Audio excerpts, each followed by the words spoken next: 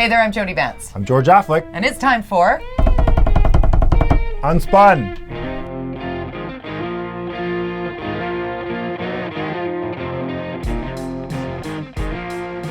I'm pretty sure he's been thinking about that all week. No? Just came to me. Just in the moment. In the moment. I was thinking before, then I didn't come up with anything, and then that just, I like drum that. roll, please.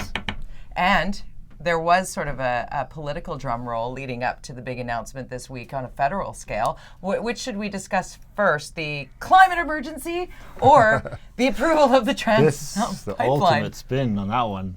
On Let's the same go. day. So we have the first day they announced, I can't remember which one came first. Isn't that? Climate emergency, I think. But isn't it funny that I can't remember which? Right? See? And you would. See? This is how effective this You would was. know. Climate emergency one day federally, next day or one day before was the Trans Mountain pipeline approval.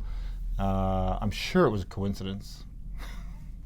He's not sure. Just in case if you're listening to this podcast on your Apple podcast or wherever you download UnSpun, he's got sarcasm on his face. Yes, although I might say Brad Zubik, who's been tweeting quite aggressively about Trudeau and stuff, and I was trying to read his tweet about this today, whether it was sarcastic or being, agreeing with me, which I think, because I think it was a smart move, and his tweet was sort of like, I think he was being sarcastic because he thinks it's a bad idea, but I actually think it's a brilliant. You're talking about the idea of launching announcing the pipeline and the polarizing. Yeah. Completely, like, what these things have nothing. They're actually the opposite. Explain why, Curve Communications guru that you are, this is brilliant politics. Well, it's risky, but I will say not so much of my experience in Curve, it's my experience with Vision Vancouver, and this is something they would do constantly. They would do. How many people are in the communications department with Vision Vancouver at the time? They started with 6, but now they're 43. 43? 43. Oh, what?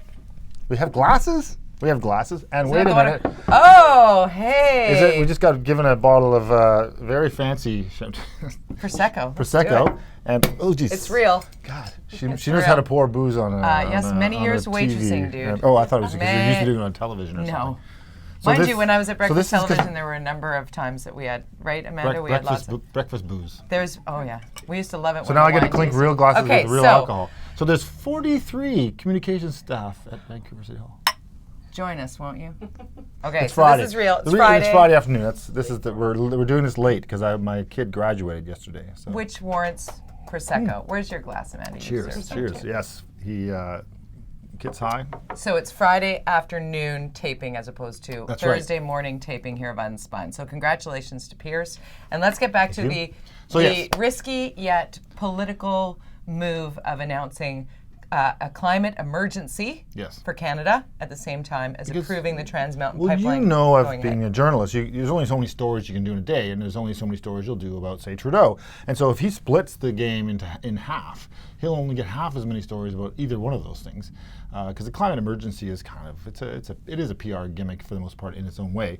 We're already working on so many different things. We've done it in Vancouver, and the Trans Mountain, very, very controversial thing. So how do we separate and divide and conquer the media? Let's give them 2 big stories so that they have to either cover 1 or 2, or they got to do both. But then the reader or the viewer or the listener has got to figure out which one they want to listen to. And you're like, I thought Trudeau hated the environment. No, he loves the environment. But when we're in our silos, right? If we're in our silos where our mission is to make sure that pipeline gets built or doesn't, whatever your leaning is, you're going to consume that pipeline information. And if you happen to be a young, motivated climate avenger, somebody who wants to make the world a better place or save the planet for the future generations, they're only going to really consume that, yay, the federal government has come together on this being a climate emergency. So points there and points there. Yes. You can only get Sephora Berman to comment on one of those in the story. Which one will it be? And she has been commenting. I got to give her some props, though, because Vivian Krause and Zipporah Berman were on together with Linda Steele. Yes, I heard that. And that all happened on Twitter. Unfortunately, one was in studio. This is for a tip for you guys in the world of media.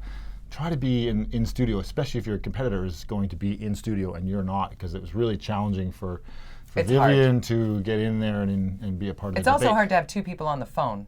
Yes. Being in studio where you can look at people and cue people and go, okay, George, it's your time. Okay, now it's, to have that sort of moderator position. But to give full props to Linda to have both sides. Because we're not we're not hearing both sides necessarily, but we might actually hear more from Vivian Krause because she's working on the documentary GoFundMe. She's got a crowdfunding campaign going, which has now raised $136,000 of the $160,000 goal, which is quite impressive in only a couple of weeks. I think it speaks to, and a poll came out as well saying that more than 60% of British Columbians support the pipeline. There is a movement now, I think, towards pro-pipeline and supporting Vivian, who didn't get a lot of support. There's a lot of people who think she's not truthful in her information, but there's a lot of people who believe it. More people are starting to believe what Vivian has. And what is Vivian saying? Can you give it like a little synopsis of what her position is? Basically, she has argued that the influence on not only just pipelines, but in generally oil production, mostly in Alberta, is being influenced by nonprofits who are funded in a negative way by nonprofits funded by American interests. And she shows you the path of how that works, where the money comes from, they want who gets it. They want to break the Canadian system because when the Canadian system doesn't work, we buy oil from there or there. It's like the Washington state government. It drives me crazy, and I really frustrates me when media don't kind of talk about this in the way. And I'm not saying fake media. I'm not saying fake news. I'm saying take it that way. Yeah, I think that but I need to hear more about the fact that Washington State, who has a governor who's supporting Horgan and his anti-pipeline stance, has a significant oil production capacity and pipelines and refineries and massive ships going into these pipelines, ports through our waters. Through our waters, and of course he doesn't want British Columbia to have oil production and tankers because he wants that work. It's like, you brought up John Horgan, and this one's like a head scratcher for me because I've learned a lot about politics in the last decade, and I'm trying to educate my circle of friends who are kind of tuning it out because they're so engaged with the U.S. politics that they're not really on top of things. That's why they watch UnSpun. Hi, everybody. Or listen to this. NDP, in my head, is pro-union worker. Blue-collar workers get jobs with the NDP. Mm-hmm. That's what's drilled into my head. Drill. General Gordon JKC. Pause. Okay, we just to do a harsh edit there because our phones are ringing, the kids are calling. We need some communication staff. Right. Maybe 43 of them 43. to deal with Okay, it. let's get back at it here. We did not edit anything out badly. No. It was both of our children calling because it's 3 o'clock somewhere. Anyways. Okay, so John Horgan, how can somebody whose party is rooted in propping up and supporting unionized workers and putting them to work? Yes. And being anti-pipeline, because wouldn't a pipeline like TMX put people to work in British Columbia? Yeah, especially lots of jobs. Actually, the number of jobs that are already in our ports, and there are a lot of union jobs down there, and the pipeline whole process of jobs, they're all jobs. Up the north, it's jobs. Yeah.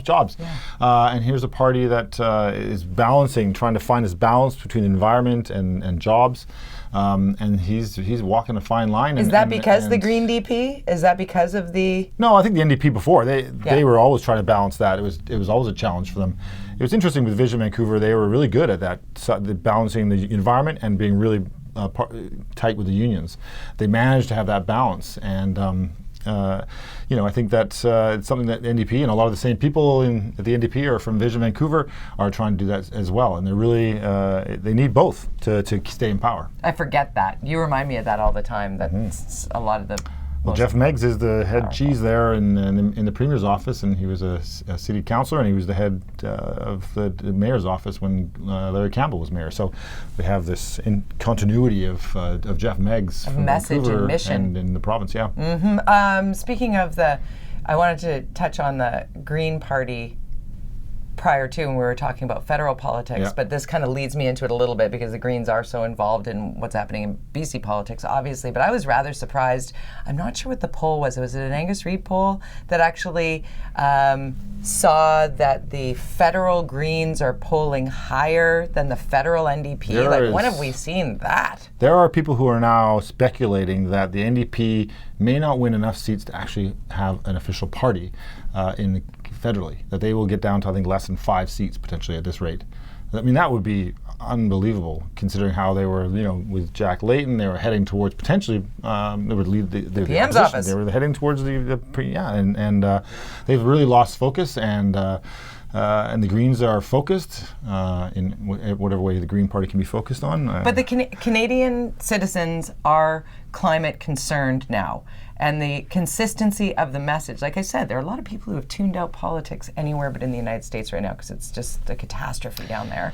So they're only listening to that stone skipping across the surface of the water. And if they believe that the only way that Canada is going to survive and not have smogist and crazy wildfires almost year round and horrific storms that are hitting one after the other that scientists are saying are part of global warming and climate, guess who came out saying that climate change is happening? Andrew Scheer. That was a shock to most people that he said it's happening. Now, his policies are quite different than the Liberals, but the fact that he said that this was something that is happening was a shock to a lot of people who thought the Conservatives were definitely not. They were, climate They would deniers. never go there. Yeah. Obviously, they've done the polling. They've done the math on this, right. And they know they need to go there, and they need to provide policy that is different and more along the lines of what the Conservative base would want. But they've admitted that climate change is happening. George, gone are the days then that we know that the Conservative Party's messaging is going to be like this, and the Liberals are going to be like this, and the NDP is going to be like this, and then the Greens are going to be environmental protection messaging, as they have consistently always been since day one of Elizabeth May. But these seem to all sort of be blending and melding together. Like, are they looking for a way to fit the peg into the electorate? I would say what they're trying to do is they're trying to make sure that the environment is not a topic for the next election. That's the goal of certainly of Andrew Scheer. And it's probably a good goal for Trudeau too. Let's not talk about the environment. Let's talk about other stuff, because the environment is such a hot button issue politically that it's a kind of debate. It's really hard to win. No one's got a plan. There's no real action at least plan. They all agree that there's a problem. Yeah. They can all either way. There's now you can start talking about solutions as opposed to denying a problem, but pushing the environment off the agenda for the election is the goal, I think, of the Liberals and the Conservatives. It neuters the Green Party, for sure, I think, and the NDP to a certain degree, but it definitely gives the Green Party, what's their platform? So we all agree on this environment problem. Right. How we get there is an issue, and, Green Party, you've got, 2 seats. You have no experience in politics, really, and governance. Beyond that. You've never governed. Yeah. How are you going to do it? And that's the challenge they will put out to them, and we'll see what the Green Party do. So now the focus will be what in the federal election? Probably housing will become the top one, and because the economy is doing great, but now it's going to be families and housing. And I think we were talking earlier. You talked about Trudeau's statement about not even environment. It was about we're gonna keep building the economy, keep taking care of middle-class jobs, and keep working hard for you. And families. And families, middle-class families. Families. Yes. Families, so which means housing. It's the same messaging that won in 2015. It's the same messaging that Christy Clark used in 2013. Correct. But you brought up housing. There's a hot topic here in Metro Vancouver. Great articles floating around in the newspaper. Great talkers, as we call them in radio.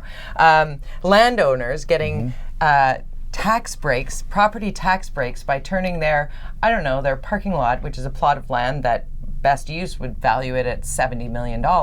So if they just turn it into a dog park, they can save $400,000 a year in property taxes. But you get a dog park. It's a pile of gravel. But how do they get the reassessment of it? It's a little kind of a. You don't have a dog. And the reason you don't like dogs, so let's just be clear. It's I not like a dog dogs park. as long as they're not peeing on the carpet of my office. Which Calvin did once. In 2 spots though. It's a cute dog. Get over it. I like dogs. I had them.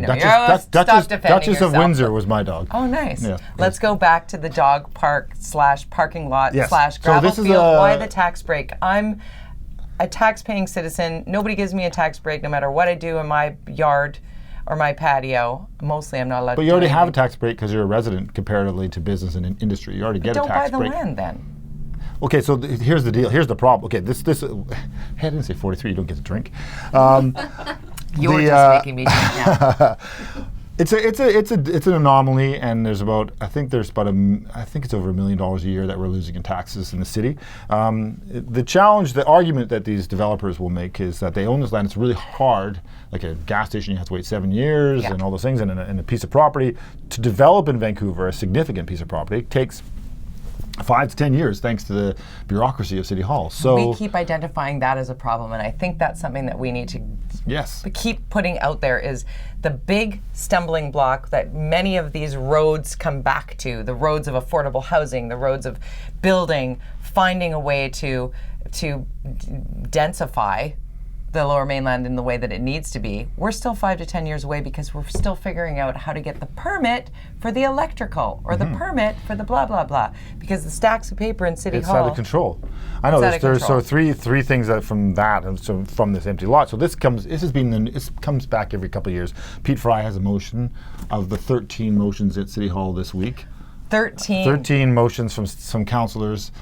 They have put forward about 90 motions since they were elected in last year. This has got to be a record number of motions. Most of them, I believe, are ego-driven motions, which they're in effect nuisance motions, and they take staff's time away from them doing the work they need to do day to day, which then, of course, adds to the bureaucration, which adds to the red tape, time, which adds to the wait, which adds to this problem. And so, can the mayor not fix that? Well, where is the inspiration?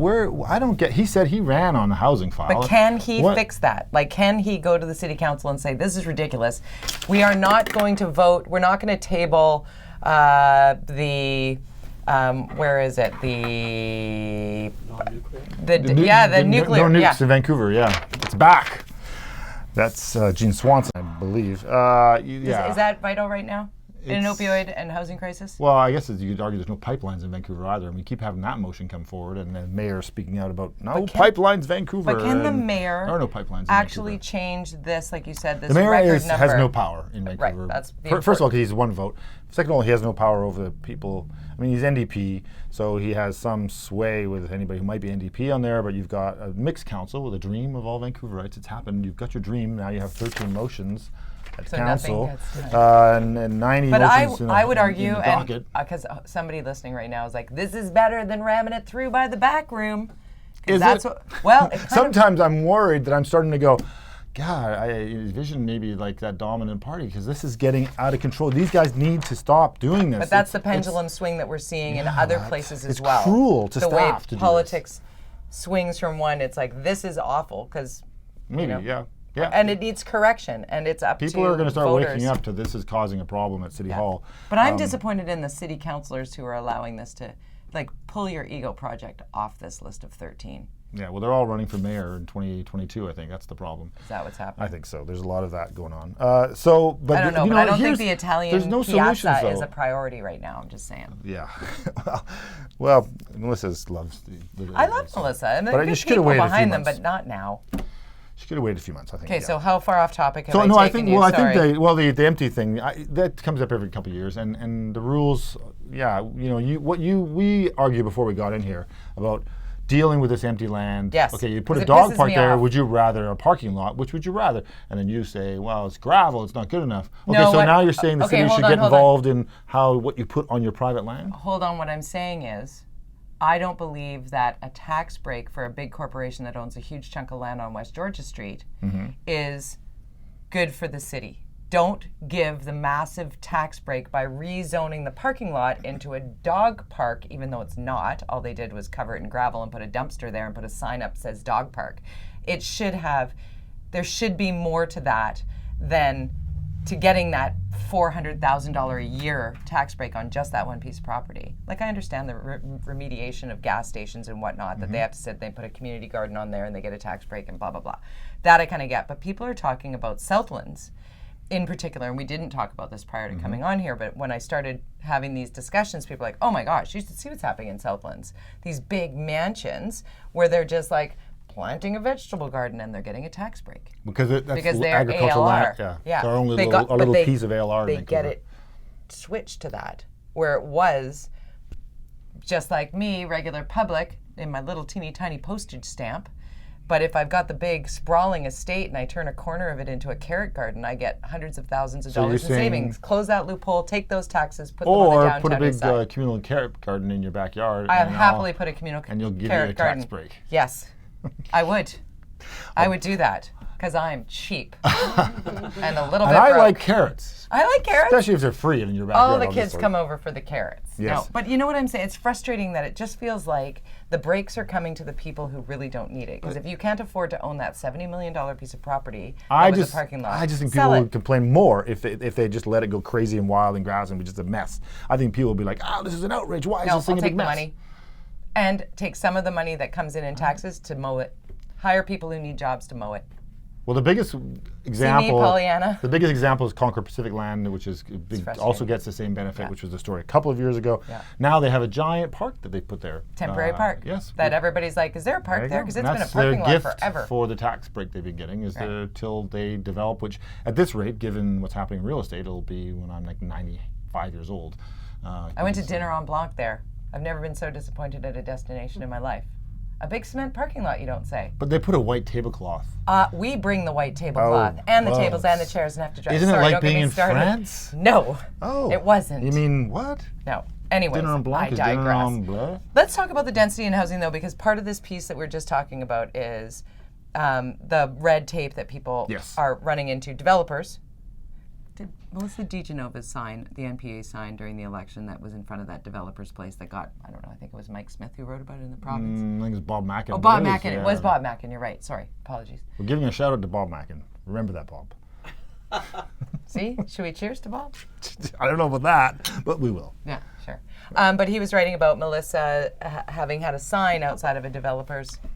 Yes, which is not a development that's in the middle of a public hearing right now. So, and I don't know much about how I wasn't part of the campaign of the NPA, so I have no idea how the signage rules worked with them and how they got their sign. Is it a mountain out of a molehill to be? Well, it goes back to this whole discussion about influence, right? Yeah. And if you get a donation from somebody, do they influence you in your decision making? Always. And I say no, for me, not at all. I mean, I made decisions based on what was presented in front of me. I don't even know generally who donated to the NPA when I was there. I don't know. But they were investing in you because they like your ideology and your way of thinking and your way of being. I was fairly predictable in my behavior as far as being, conservative financially and open to social programs. But and saying City Hall was too bureaucratic, things like that, responsible, and too centrist. many communications people, like 43 God, so many communications people. It's Happy Friday, people. By the end of this will be. See how good this podcast is with a little bit of prosecco in the mix. Okay, but let's talk about the density and what. Well, and there's this whole, and so this is which is this poll that did we already talk about this? I can't remember. There's another poll out this week about. Oh yes, we didn't. But the Generation X, and I'm of course. NIMBY. I'm a Generation Xer. Even though I'm on the end of the line, I identify as an Xer for sure. My life is like, because every time I graduated from school, there would be no jobs, and I lived in like the way I lived my life was very Xy. Anyways, this poll came out saying 60%, majority, I think it was 70 of people, the Xers are dominating in that they think policy needs to change and we need to have more density in the city. We're yes in my backyard people as opposed to not in my right, backyard. We're YIMBYs, not NIMBYs. Yes, and so this issue up in Granville, where you have this automated people sending, there's like 300 people from saying build it, 300 people saying don't build it. It gets very confusing for councillors to understand because they're all form-filled emails. It's very confusing. Yeah.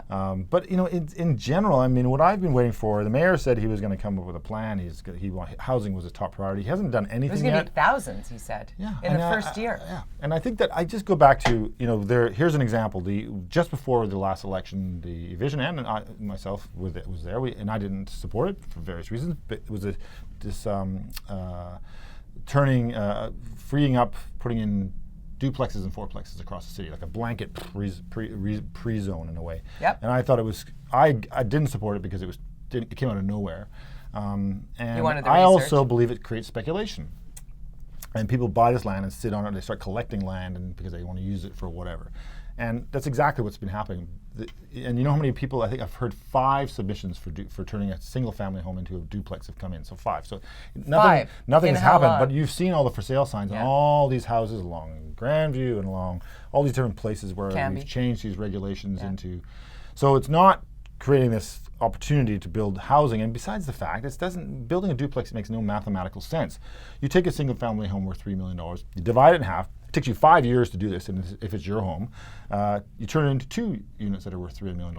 I mean, how is that affordable, and how does that help us in our situation? Where if we were to, as a city, or even 2 $1.8 million. Yeah. Well, what about duplexes. like, and we have, and I always voted against these rules that would basically decimate a lot of the single-family homes that have basement suites in them. These are units that are providing affordable housing in the basement. Why not encourage more of that? Why you live in the Kitts Point Grey sort of area, and you have all these. We created this whole policy where you don't tear the house down, turn it into a whole bunch of units. There's a lot of that. You can't even tell sometimes that there are 8 units in a building. But it's a struggle to get there. We don't encourage that in the it's city a struggle at all. to get there. We don't encourage it. To get your own address is a big deal within one of those character homes. Like it's very because you can't even find where the door is. Exactly. Yeah. But we don't encourage that in the city, and we haven't for years. All Vision focused on was tower developments, rental, which is Burnaby, market rental. Look at the skyline of Burnaby. Look at the skyline of Richmond. Those are all tower, and it's changed. I mean, born and raised here. I've been looking at the skyline for a long time, and I'm always shocked when I look east and when I look due south. And then last weekend I was driving through Ladner, and I grew up in Tawasin, so I remember Ladner as just fields and little single family homes. And how they've done it there is character, it's densified, it's affordable, it's smart, it's like not, like you said, really super expensive builds here and then, sort of castaway ghettoization over there. It's a mix of these 4-story walk-ups and little apartments, the little boxes that have a teeny tiny galley kitchen and the small little bathroom that doesn't have the tricked out appliances. It's not, the warming drawer. Something for everybody. Yeah, it's I need a place to live. Like that's what we're missing in Vancouver is we just need to give people who are going to be making, not that much north of minimum wage, a place to live. And I was lucky enough, as you were as Gen Xers, to live in Kitsilano doing that in my crappy little 400 square foot apartment. It was junky, but it was mine and I could afford it, waitressing by day and going to at night and going to culinary school in the day. Couple of jobs. I lived in the West End. $425 a month was my 1-bedroom apartment, which was large for the time. Yeah, that place. $3,000? No, I think probably maybe 1,800. Right. Still a lot. Yes. A lot. And there was 2 of us in there, and we shared that $200 each. And 16th and Larch, I had 5 roommates in a character home. We just divvied it up ourselves. We've talked about this of the mansions with the 30 people living in them and stuff. But giving an ability for, if I'm a homeowner, for example, and I could say, like, for example, I know this house that a friend of mine had, and they turned that house over in a year and a half from a single family home into they raised it, they gutted it, they raised it, put a basement suite in the back, underneath, and a door and a laneway house.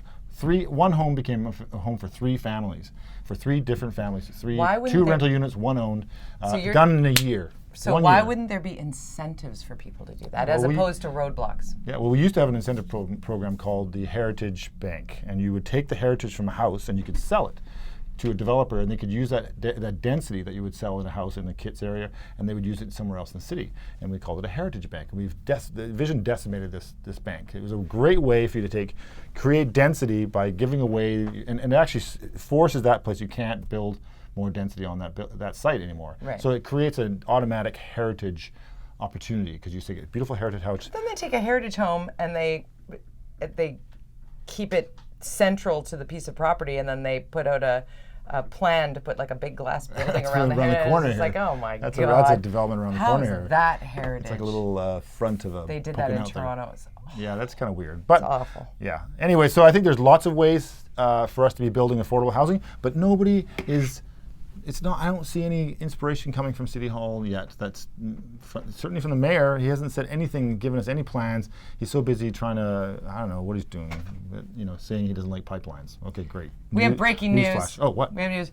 Vancouver's oldest. Oh, this is Marcella Bernardo posted this on Twitter, and our crack executive producer just gave this to me.